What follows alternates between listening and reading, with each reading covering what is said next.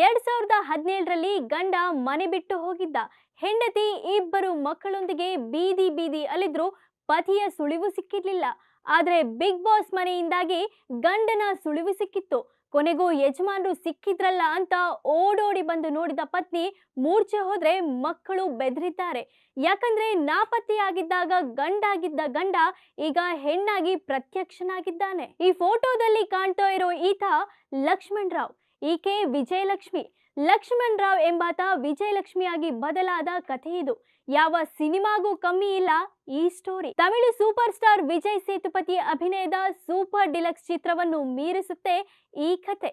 ರಾಮನಗರ ಪಟ್ಟಣದಲ್ಲಿ ನಡೆದ ಈ ವಿಚಿತ್ರ ಘಟನೆ ಪೊಲೀಸರೇ ಶಾಕ್ ಆಗಿದ್ದಾರೆ. ಚಿಕನ್ ಅಂಗಡಿಯಲ್ಲಿ ಕೆಲಸ ಮಾಡ್ತಿದ್ದ ಲಕ್ಷ್ಮಣ್ ರಾವ್ 2015ರಲ್ಲಿ ಮದುವೆಯೂ ಆಗಿದ್ದ. ರಾಮನಗರ ಪಟ್ಟಣದಲ್ಲಿ ಪತ್ನಿ ಜೊತೆ ವಾಸವಿದ್ದ.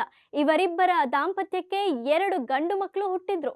ಸಾಲ ಮಾಡಿಕೊಂಡ ವಿಚಾರಕ್ಕೆ ಜಿಗುಪ್ಸೆಗೊಂಡಿದ್ದ ಲಕ್ಷ್ಮಣ್ ರಾವ್ ಮದುವೆಯಾದ 2 ವರ್ಷಕ್ಕೆ ಅಂದ್ರೆ 2017 ಮಾರ್ಚ್ನಲ್ಲಿ ಮನೆ ಬಿಟ್ಟು ತೆರಳಿ ನಾಪತ್ತೆಯಾಗಿದ್ದಂತೆ.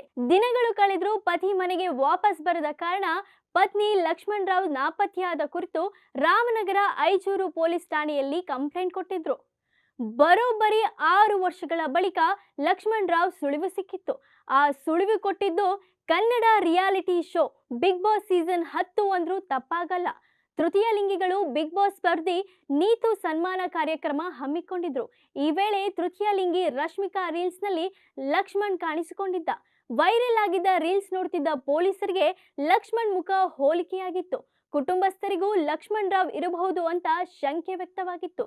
ಕೂಡಲೇ ಐಚೂರು ಪೊಲೀಸರು ರಶ್ಮಿಕಾ ಮಾಹಿತಿ ಪಡೆದು ಆಕೆಯನ್ನ ವಿಚಾರಿಸಿದ್ರು. ರಶ್ಮಿಕಾ ಕೊಟ್ಟ ವಿಳಾಸಕ್ಕೆ ಹೋಗಿ ನೋಡಿದಾಗ ಪೊಲೀಸರ ಬಳಿ ಇದ್ದ ಲಕ್ಷ್ಮಣ್ ರಾವ್ ಫೋಟೋಗೂ ಎದುರುಗಿದ್ದ ಹೆಣ್ಣಿಗೂ ಅಜಗಜಾಂತರ ವ್ಯತ್ಯಾಸವಿತ್ತು. ಆದ್ರೆ ಮುಖ ಮಾತ್ರ ಲಕ್ಷ್ಮಣ್ ರಾವ್ ರೀತಿ ಹೋಲಿಕೆಯಾಗಿತ್ತು. ಆದ್ರೆ ಆತ ನಾನು ಲಕ್ಷ್ಮಣ್ ರಾವ್ ಅಲ್ಲ, ನಾನು ವಿಜಯಲಕ್ಷ್ಮಿ ಎಂದಿದ್ದ. ಇನ್ನು ಪೊಲೀಸರು ಕೂಡ ಬಂದ ದಾರಿಗೆ ಸುಂಕವಿಲ್ಲದೆ ವಾಪಸ್ ಹೊರಡಲು ಸಿದ್ಧವಾಗಿದ್ರು. ಆದ್ರೆ ಇಲ್ಲಿ ಚಾಣಾಕ್ಷತನ ತೋರಿದ ಇನ್ಸ್ಪೆಕ್ಟರ್ ಜೀಪ್ ಹತ್ತಿ ಲಕ್ಷ್ಮಣ್ ಅಂತ ಕೂಗಿದ್ದಾರೆ. ಕೂಡಲೇ ಆತ ಹಾ ಅಂತ ತಿರುಗಿ ಉತ್ತರ ಕೊಟ್ಟಿದ್ದಾನೆ. ಆತ ಲಕ್ಷ್ಮಣ್ ಅನ್ನೋದು ಕನ್ಫರ್ಮ್ ಆಗ್ತಿದ್ದಂತೆ ಪೊಲೀಸರು ರಾಮನಗರದ ಐಚೂರು ಠಾಣೆಗೆ ಕರೆತಂದು ವಿಚಾರಣೆ ನಡೆಸಿದ್ದಾರೆ. ಈ ವೇಳೆ ನಿನಗೆ ಹೆಂಡತಿ ಮಕ್ಕಳು ಬೇಕಿಲ್ವಾ ಅಂತ ಪೊಲೀಸರು ಪ್ರಶ್ನಿಸಿದ್ದಾರೆ. ಆಗ ಆತ ನನಗೆ ಹೆಂಡತಿನೂ ಬೇಡ ಮಕ್ಕಳು ಬೇಡ ಎಂದಿದ್ದಾನೆ. ಒಟ್ನಲ್ಲಿ ಪತಿ ಸಿಕ್ಕ ಖುಷಿಯಲ್ಲಿದ್ದ ಪತ್ನಿ ಆತನ ವರ್ತನೆ ನೋಡಿ ಮೂರ್ಛೆ ಹೋಗಿದ್ದಾಳೆ. ನನ್ನ ಮಗಳ ಬಾಳು ಹಾಳು ಮಾಡಿಬಿಟ್ಟೆ ಅಂತ ಮಾವ ಕಣ್ಣೀರಿಟ್ಟಿದ್ದಾರೆ. ಸದ್ಯ ಪೊಲೀಸರು ಮುಚ್ಚಳಿಕೆ ಪತ್ರ ಬರೆಸ್ಕೊಂಡು ನಾಪತ್ತೆ ಪ್ರಕರಣವನ್ನ ಇತ್ಯರ್ಥಗೊಳಿಸಿದ್ದಾರೆ.